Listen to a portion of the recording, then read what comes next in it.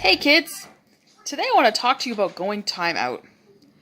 You know, where you have to go to your room or go to the corner and think about what you did. Usually you get sent there for breaking a rule or fighting with your brothers and sisters or disrespecting your parents. The idea is you're supposed to spend your time there thinking about what you did and why it was wrong and what you can do instead. And then when you get out of timeout, you don't do it again. I mean, come on, that would be really dumb if you got sent to timeout for stealing cookies from the cookie jar. And then once you get out of timeout, the first thing you do is go back to the cookie jar to steal more cookies. Because what's going to happen? Your parents are just going to send you right back to timeout. Well, did you know that God had sent his people into a big timeout? In the book of Ezra, we read about how the Israelites are just coming out of timeout. They had to leave Jerusalem because they weren't obeying God. They had to get sent to Babylon and live there for, well, a good long while. So they come back to Jerusalem and they realize they need to rebuild their temple. We also see that the prophet Ezra has to follow specific instructions from God and show his power. And what happens along the way? We see that some of the Israelites are starting to make the same mistakes that God sent them into timeout in the first place. Here's how a conversation about that might have gone. Well, everything's just about done. Well, the hard part's done. We got here with all the gold and the silver. I still think it was dumb to not ask Artaxerxes for a regiment of soldiers to go with us. Well, I couldn't have asked him. Why not? We could have used protection.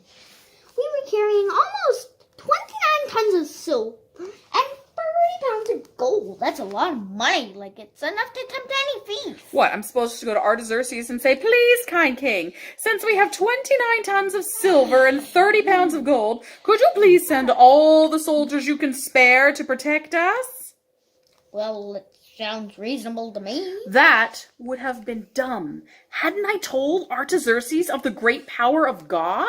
But that would have... But, would Artaxerxes have had any respect for a god who needs the protection of a man? Shouldn't it be the other way around, man needing the protection of God?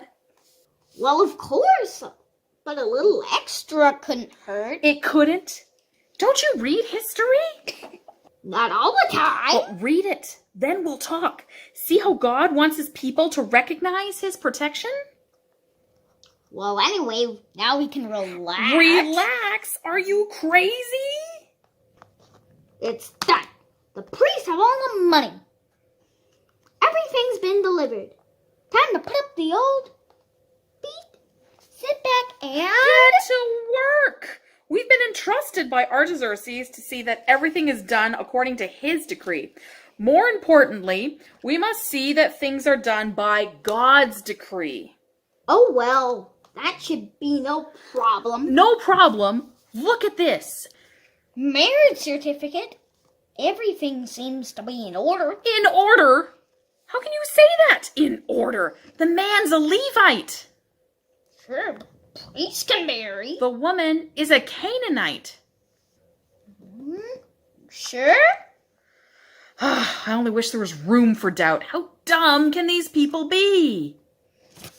Don't make a big deal out of it. It's only one couple. Haven't you heard one bad apple can ruin the whole barrel? Well, yes. And a little yeast makes all the dough rise? Well, yeah. And this is not an isolated case.